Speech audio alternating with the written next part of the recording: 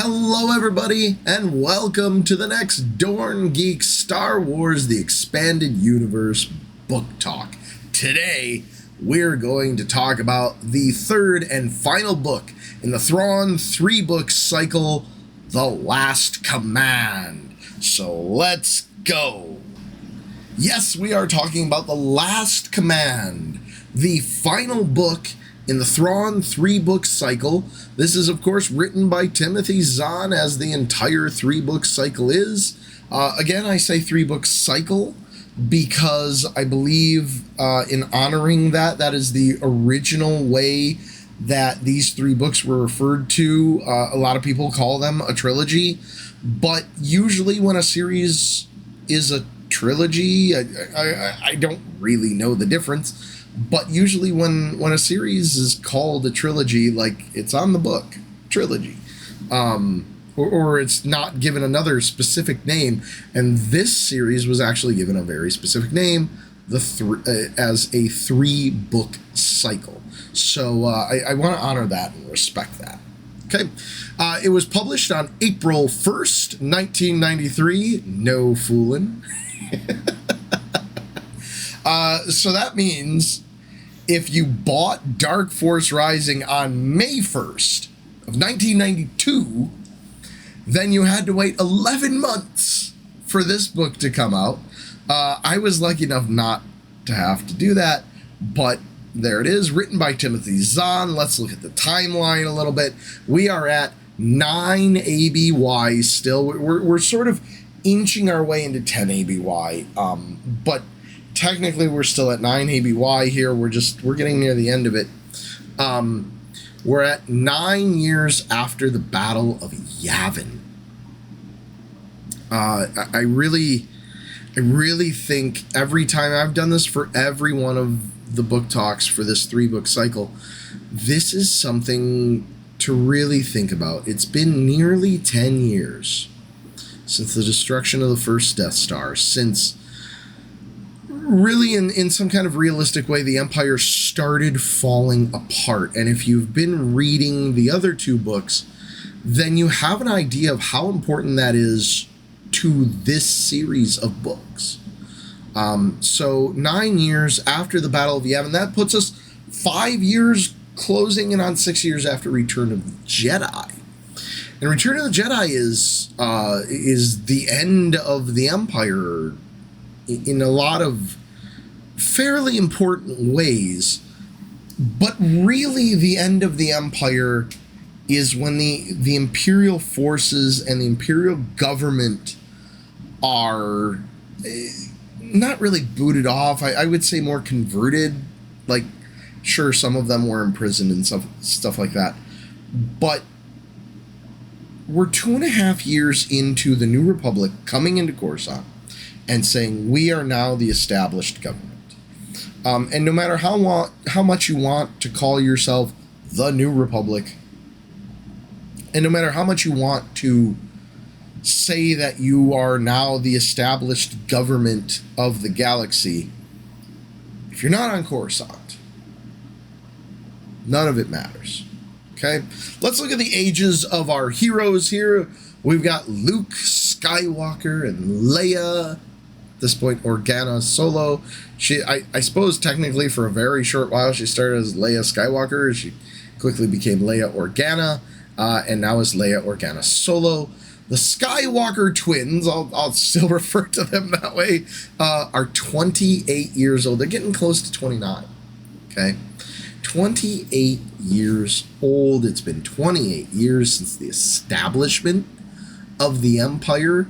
But it's been 19 years since they were 19 years old when we first met them.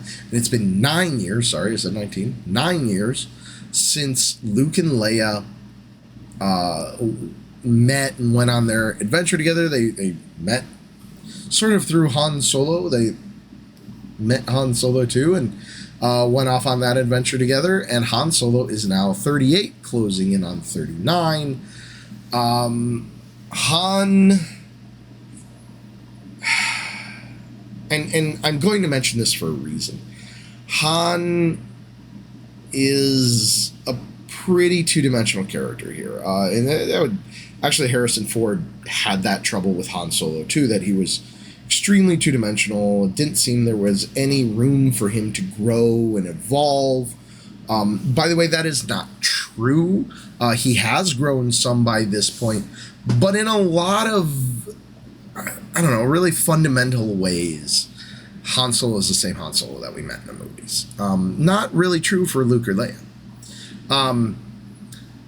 Captain Paleon, Captain Gilad Paleon, is 60 years old, maybe closing in on 61 at this point. And I've been repeating this. I'm going to say this again for this book talk. Paleon is one of the most important characters that Zahn ever created, and a really important character for you to see as not just a literary device. Okay? Talon Card, another creation of Zahn's, is 40 plus. We don't know exactly how much. Card refuses to reveal that information. It's really frustrating. But Card plays a significant part in all of this. And then we get to the other, perhaps, greatest character. I can never decide between Paleon and Mara Jade who is the more important character. They're both incredibly important. I would lean towards Mara Jade. She is 26 at this point. She's about 2 years younger than the Skywalker twins. One of the most important characters in the entire expanded universe post-Jedi. And then we have the greatest character that Zahn ever created, Grand Admiral Thrawn. He's just amazingly written, amazingly created. You buy in to what he's selling so well. Let's look at the major places that we are going to visit along our journey through this final book in the Thrawn 3-book cycle. Filva. Filva is a planet that you want to make sure you're watching out for. Don't do any research on it because it will spoil things for you if you're not into spoilers. But be watching out for Filva. Don't let it pass you by. Coruscant, of course. For all intents and purposes, the galactic center in everything but physicality. Of course, at the center of the galaxy, there's just a black hole, but that's what keeps it together as a galaxy. But Coruscant, in all other ways that are important to the people living in the galaxy, is the center of the galaxy. Honoghr, we are going to visit yet again. Honoghr continues to be an important place in like these very different ways. Like I love what Zahn does with Honoghr, and the history that it's given is just wonderful. Podaris, another wonderful, amazing world that you might miss if you go by too quickly. Podaris is important to the story. Make sure that you don't miss it. Make sure that you're watching for it. But it is like kind of a new place, so it's possible. So I'm trying to make sure that I point it out in that particular way. And then, of course, Wayland.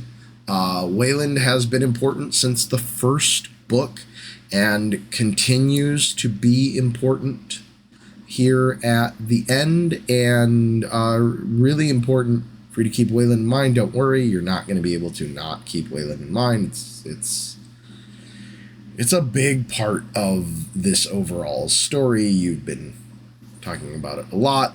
And then we get to sort of a familiar name. If you've seen other stuff, this planet gets mentioned every once in a while, and that is Obroa Sky. Obroa Sky is going to show up here, and I'm not 100% certain that this is the first mention of it. Hijarna, another, like, you might miss it kind of place that we're going to visit that you want to make sure that you do not miss is Hijarna. So make sure that you are watching for it, that you are prepared for it. It's It's more important than it's made out to be. And then, of course, on Wayland, Mount Tantus is going to be a really important place. So important that even though it's placed on a planet that I've already mentioned in the major places category, I still feel it's important to mention because Mount Tantus is really that important. Okay? Major characters and relationships. Let's talk about our major characters and the relationships that they have throughout this book. The relationship between Jorus C'baoth and Grand Admiral Thrawn continues to be important. Of course, Pellaeon and Thrawn, incredibly important, maybe the most important relationship, but I've harped on that before, so I'm going to mention it and kind of let it sit for a little bit. But there is an evolution to the relationship between C'baoth and Thrawn at this point during this book, and that is, I believe at least, worth mentioning. We're also going to explore, really for the first time, even though they've had encounters and stuff like that, but the relationship between Luke Skywalker and Talon Karrde has gone on here and there, sort of. You might ask why I didn't mention it in the first book. It's fleeting in the first book in a lot of ways, and certainly not nearly as important as Luke's relationship with Mara Jade in the first book. But here we have a more important interaction and relationship between Luke and Karrde.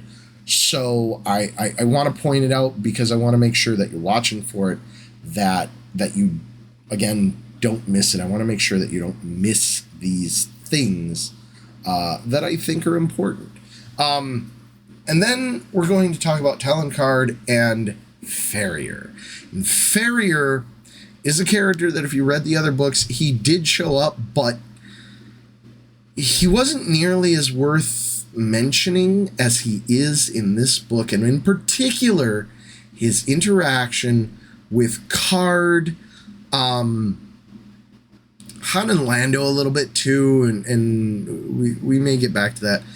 But really, and I think most importantly, Niles Farrier's relationship with Talon Karrde plays a pivotal role here, and who Niles Farrier is, who his other associates are, things of that nature. And then I had to use this image.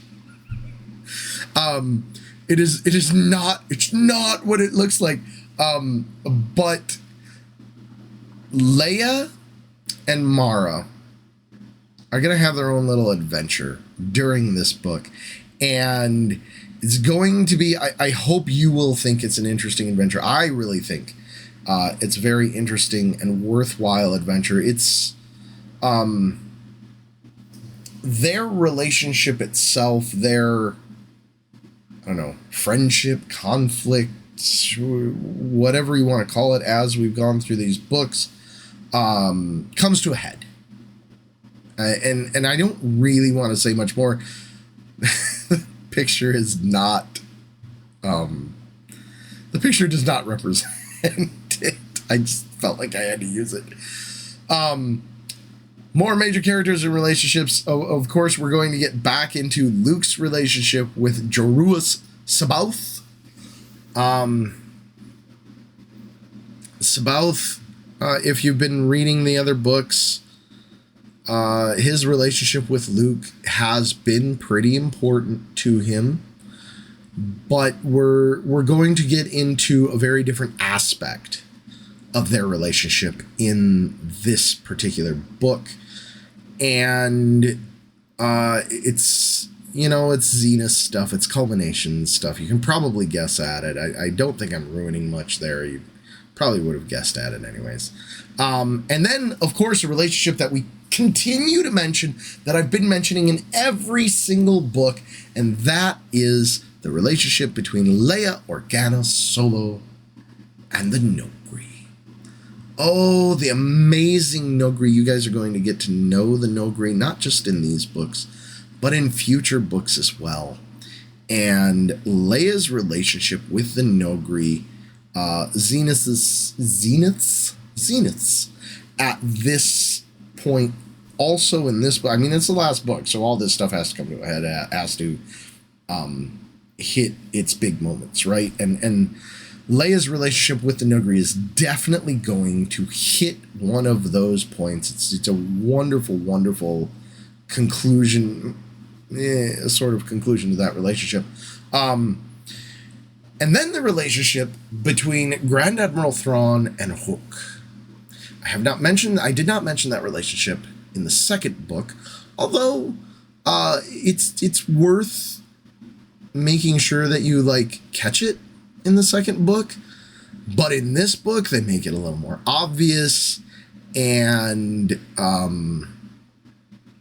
their relationship again has to change, has to evolve, has to grow, and it's done so remarkably well. I love how they grow that relationship, how Zahn grows that relationship. And then Captain Pelion and his relationship with the Empire itself. Not just the Empire, I'm not talking like the stormtroopers or the personnel of the Empire. I am talking about the embodiment of the Empire, the philosophy of the Empire, and his personal thoughts, and how that relationship evolves and changes and grows. Okay, you could make an argument through all the books, but very, very much so in this book in particular. Okay, let's go on to the major events of this book. We're going to take a little bit of a breath here. Luke and Mara are going to have another adventure. It is going to be aboard the Chimera. I have not mentioned the Chimera, but it's almost a character of its own in this. I'll just let you...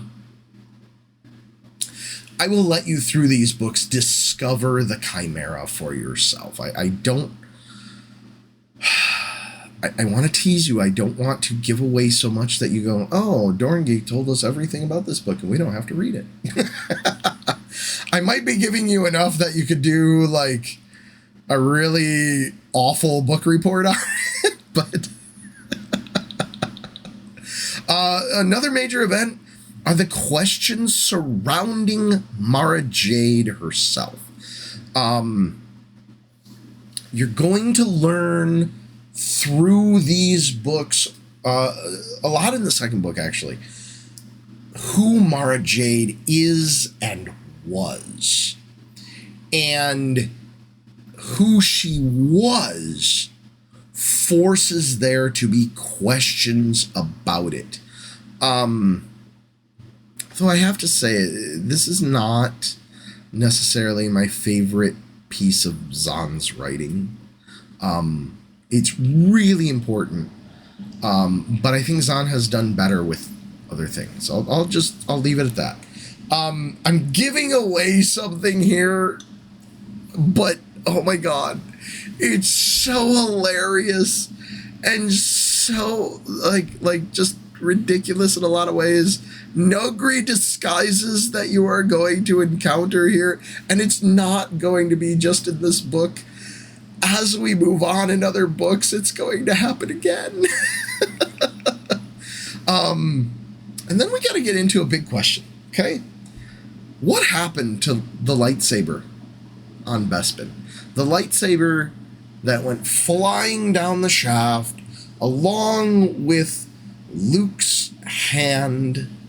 What happened to all that?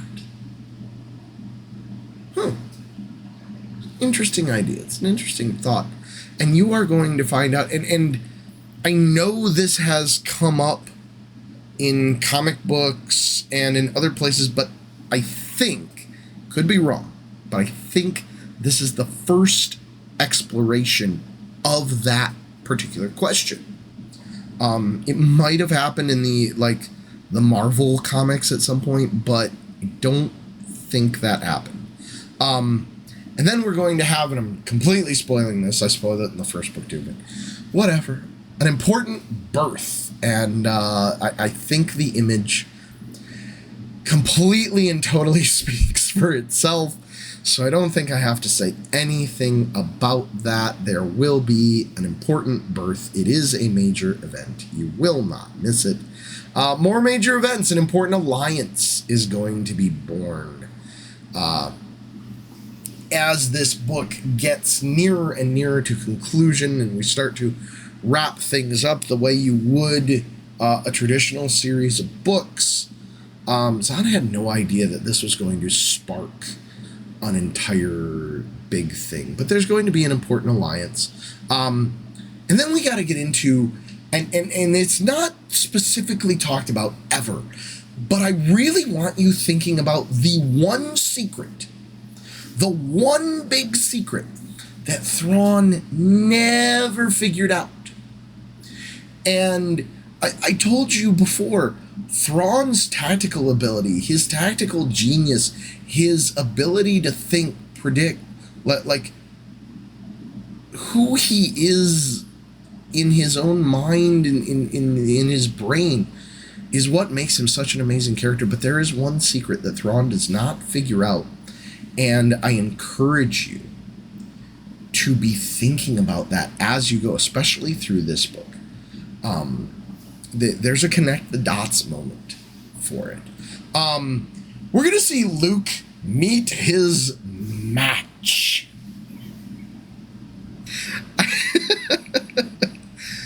I think when you come across it in this book, I can't imagine you not knowing exactly what I'm talking about when I say that. You might even be figuring it out as you hear my words and see the image. I might be spoiling here. I'm sorry if I wind up spoiling here. But this is a huge event. It gets talked about a lot, both in good and bad ways.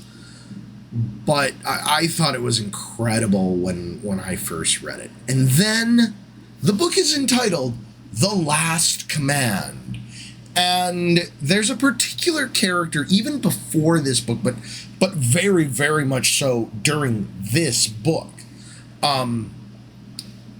that means so much too. Like more than any other character. Now this term, The Last Command, could mean a lot of things to several different people, but it means the most to one character, I would suggest. And the fulfillment of the last command is a wonderful little moment. I don't know, I suppose if you weren't working on connecting dots throughout the book, that you might miss it. But I don't really think that you can miss it. Just make sure as you read the book that you're continuing to think about there's dots to connect in this book. This, more than any of the other books, has a lot of dots to connect. And make sure that you're thinking about that as you go through it. Thank you so much, everybody, for having been here through another book talk. We have finished the Thrawn 3-book cycle. Arguably the books that put the idea of expanded universe on the map. These books really, really made it possible for future books to be written, because they grabbed the public's interest again. It felt like Star Wars when you read this, and you could fall in love with Star Wars all over again. And because of that, other authors went, well, I gotta get me some of that, right? And so The Truce at Bakura was written, The Courtship of Princess Leia was written, and then Dark Horse Comics wrote a comic book series. Actually, they wrote a trilogy of comic book series called Dark Empire. And those comic books, that series, the first series, really the original series, is what we are going to explore for the next timeline. It is what comes next on the timeline. So I will see you for Dark Empire next time, everybody. Thank you so much for being here with another book talk for me, with me for another book talk. That's sometimes the words go. Thank you so much, everybody, and I will see you next time for Dark Empire. Bye, and may the Force be with you.